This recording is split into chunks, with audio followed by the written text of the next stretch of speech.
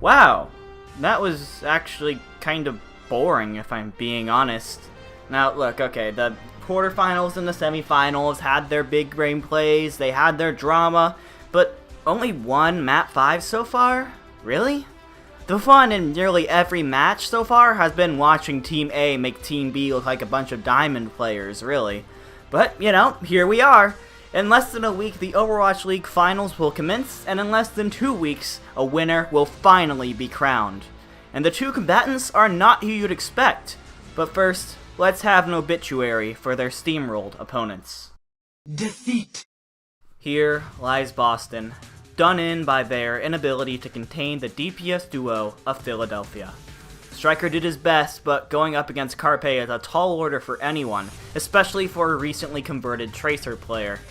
Kellex was a huge disappointment this series as well.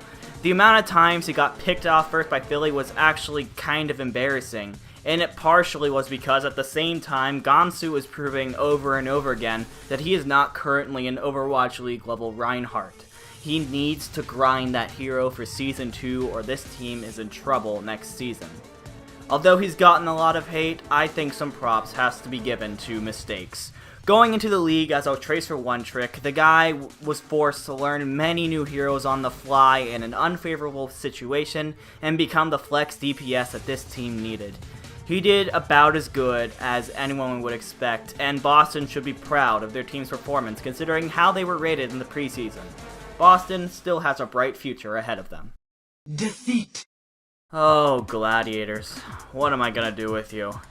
You can make excuses about the meta being more team-based all you want, but you can't bench your MVP candidate main tank the day of the most important series of your season and expect that everyone will just be cool with that. Okay, here's the way that I see it. iRemix was not the reason that this team lost. The Gladiators actually spent the first series running circles around the Spitfire. Their King's Row play has now entered the realm of legend. After a few days break though, the Spitfire suddenly decided to be good again. And as we know, it's really hard to beat the Spitfire when they're firing on all cylinders. It was simply too much for the Gladiators to handle as a whole on their way to 6 straight map losses. Though, for the next 6 months, and rumors swirling that Fisher will take his leave, Gladiators fans will constantly be wondering, what if? Defeat. And after beating the Gladiators, the Spitfire came through and destroyed the second half of Los Angeles, just in time for the first games to be played outside of Los Angeles. Huh. It really was just a similar story for the Valiant. Birdring and the rest of the Spitfire kept their momentum from the Gladiators going, and the Valiant just couldn't stand up to it. Soon, who had impressed on Widow in the weeks leading up to the playoffs, looked like he had only been playing for a month in comparison to Birdring. It didn't help that agilities seemed to disappear as well. Keep your chin up though, Valiant fans. Your tank line is exceptional, your support line is impressive, you obviously have a great organization and support staff behind you. The Valiant are still set up to succeed in the years to come. Defeat. Wow. That is a bracket buster if I've ever seen one. Old habits die hard, I guess. LW Blue, the core of the Excelsior, were known for their talent, but they would always choke in an elimination situation. And unfortunately, it came back to haunt them again. Honestly, I feel bad for the Excelsior. Now they have to carry the playoff choker stigma with them for at least an entire year. As a Bengals fan, trust me, I know your pain. Look, we can talk about the whole sandbagging duel all we want, we can talk about the meta all we want, but I think XQC said it best on Twitter last night. Quote, "The amount of excuses over and over again I see when NYXL loses. Do you know how it feels to win and be discredited after beating a respectable opponent? Overwatch isn't that complicated. They got rolled. Handle it." Unquote. For 90% of the season, New York was head and shoulders above the rest of the league, but last week, the Fusion were the better team on stage from top to bottom. That's really all there is to it. So that leaves us with... Whoa. The number 5 and number 6 seeds? What a crazy timeline we live in. For all of you on Twitter complaining that Overwatch isn't a sport, I would certainly take this over watching Cavs v Warriors for the 4th year in a row, but that's a rant for another video. Today, the top 2 teams in the Overwatch League are... Victory. Remember when the Spitfire went 4-6 in Stage 4? That seems like a distant memory now, doesn't it? Everyone knew the potential that this team had since Stage 1. It was just a matter of if they could put it together in time for the postseason. Fortunately for them, that is exactly what happened. Prophet has been a model of consistency all season, from Tracer to Genji to Brigitte to Hanzo. He has excelled at every hero he's picked up. He is the flex DPS that teams dream of. In the other DPS slot, Birdring has finally regained his Stage 1 form, and it was just beautiful. His Widowmaker dominated everyone who had the unfortunate job of facing him.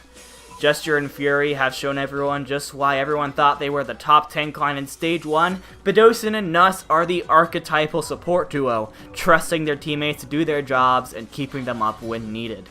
They have made it this far with pure mechanical talent, simply outperforming the other side. But the team standing in their way is a completely different beast altogether. Victory. Alright, I'm gonna be straight with you. The Philadelphia Fusion, unlike the Spitfire, are not the most mechanically gifted team out there. No, don't get me wrong. Carpe may very well be the hardest carry in the whole league right now on his Widowmaker. EQO has had success on a multitude of heroes. Boombox is a solid all-around Zen on both healing and damage with some flex in him, and Sato has developed into a good main tank, but on paper, the Fusion lose to the Spitfire. Hell, they should have lost to the Excelsior. No, the Fusion have not gotten this far with their mechanical skill. They've gotten this far with their unorthodox compositions and unpredictable playing style. The playoffs saw the reintroduction of Poco into the team's rotation. It was truly a joy to see the French off-tank on the stage again. And now the Spitfire have to prepare for him and Hotba, who is the new hero of the Fusion. Hotba has shown an amount of flexibility that makes him tough to prepare for. You can now play every off-tank competently and flex on the Tracer. I'm telling you, the first time Hotba played Tracer against the Uprising and Volskaya was one of the most hype-filled moments I've ever been a part of while watching the Overwatch League. And we also can't forget Neptuno, whose hyper-aggro style of Mercy is completely unique, making him super difficult to prepare for as well. You don't expect an Overwatch League Mercy to use his ult to get up into your face and start fragging out. It's this unpredictability that has gotten Philly this far, and it is that unpredictability that could win them this title. In all seriousness, this is a very hard matchup for me to predict. Both of these teams have had high highs and low lows, and have gotten this far by catching fire at just the right time. Because of this, either of these teams could lose their momentum and make the series a blowout in the finals. If they're both clicking, however, this could be some of the best Overwatch all season. Now, we all know how I've been with predictions this season, so take it with a grain of salt, but my gut is telling me that the Spitfire are walking away with the title this season. Their mechanical skill is simply superior to Philly's, and they've already had to endure some tricks at the hands of the Gladiators and came away stronger. This series is practically a coin flip for me though. I could not be more excited for Carpe versus Birdring. If Birdring can keep up his current level of play, that could be what decides the series. Thanks for watching, guys. Don't get tilted. Peace nut.